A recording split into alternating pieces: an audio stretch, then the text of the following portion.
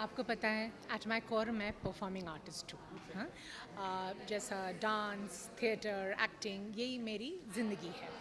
लेकिन कुछ वक्त से ना मुझे ऐसा लग रहा था कि जैसे ये परफॉर्मिंग आर्टिस्ट बेस्ड टूल्स है, जैसा म्यूज़िक है, मूवमेंट है, इसका भी एक थेरेप्यूटिक साइड है कि ये इस तरह से आप इंडिविजुअल्स को एम्पावर कर सकते हैं। Music therapy is very powerful, so is dance movement therapy. तो मैंने इस ये सब चीज़ को मैंने सीखा और ऐसा मैंने एक टीम बनाया और मैंने एक एनजीओ स्टार्ट किया 2016 में, कॉल्ड आर्ट्सकेप।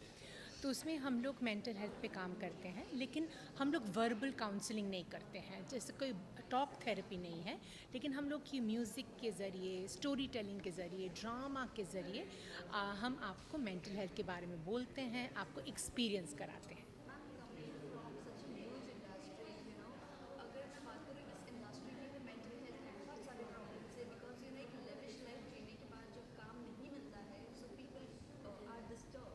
सो किस तरह का अगर इंडस्ट्री की बात करें तो what kind of support yours is towards industry? देखिए, आप इंडस्ट्री की बात कर रहे हैं, लेकिन मैं एक्चुअली वाइडर स्पेक्ट्रम में बात करना चाहूँगी, क्योंकि आप एक काम कर रहे हो, मैं एक काम कर रही हूँ, लेकिन हमारे एवरीडे हमारा सबका ही ना बहुत सारे सारे चैलेंजेस होते हैं। हम लोग एवरीडे बहुत कुछ हम लोग जिसके साथ हम जूझते हैं। और तो इसीलिए ना ये जो मेंटल हेल्थ का जो इशू है ना, वो कोई प्रोफेशन से रिलेटेड नहीं है, कोई जेंडर से रिलेटेड नहीं है, कोई एज ग्रुप से रिलेटेड नहीं है। तो यही बात हम ना करना चाहते हैं कि हम इंडिविजुअली ना अवेयर होना चाहिए कि क्यों हमें हमें हमारे इमोशन से हमें जुड़े रहना चाहिए, ताकि हम समझ सके कि क्यों मुझे एंग्जाइटी हो रहा है, क्यों मुझे कभी ऐसा होता है ना कि बहुत रोना आ रहा है, कि बहुत गुस्सा आया, क्यों ऐसा हो रहा है। तो हमें अपने आप से ना ये बात करना चाहिए, समझना चाहिए। तो फिर हम लोग मतलब we can help our self. तो कम्युनिटी तो बनेगी, सपोर्ट सिस्टम तो बनेगा, आगे पीछे फैमिली से बोलिए, स्पाउस से बोलिए, पार्टनर से बोलिए, दोस्त से बोलिए, जहाँ पे वर्क प्लेस से बोलिए, लेकिन पहली बात ना अपने आप से होनी चाहिए। ओके मैम, आपने थोड़ा सा पर्सनली से बात करते थे इनिशियल डेज में, जब आपने इस इंडस्ट्री में कदम रखा था, so were there any mental health disturbance in your life would you like to share to the audience which nobody knows this? Anything?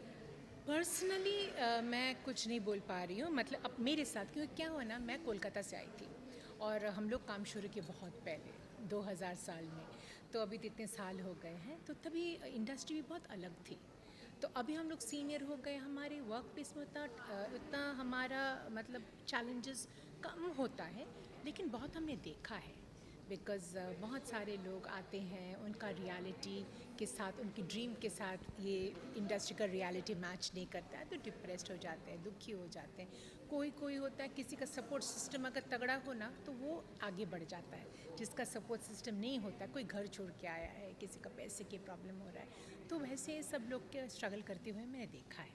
Ma'am, last question, Covid के बाद हम देखेंगे कि बहुत ज़्यादा मेंटल हेल्थ के इश्यूज आ रहे हैं, और ज़्यादातर साइकेट्रिस्ट के पास अभी मेंटल हेल्थ वाले ही पेशेंट्स दिखाई देते हैं। So what is your take on that? Mental health issues हमेशा से था।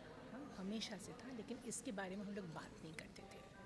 कोविड ऐसा टाइम हुआ ना, सब घर पे बंद हो गए। बहुत सारे इश्यूज़ अपने आप में अपने आप को दिखने लग गया। घर वाले के साथ रहना भी किसी के लिए मुश्किल हो रहा था, मैरिजेस में, रिलेशनशिप्स में, हर तरीके के प्रॉब्लम हमें दिख गए। तो तब तब ऑनलाइन भी बहुत बातें शुरू हो गया, तो लोग को एक समझ आया कि नो, दिस इज़ इम्पॉर्टेंट।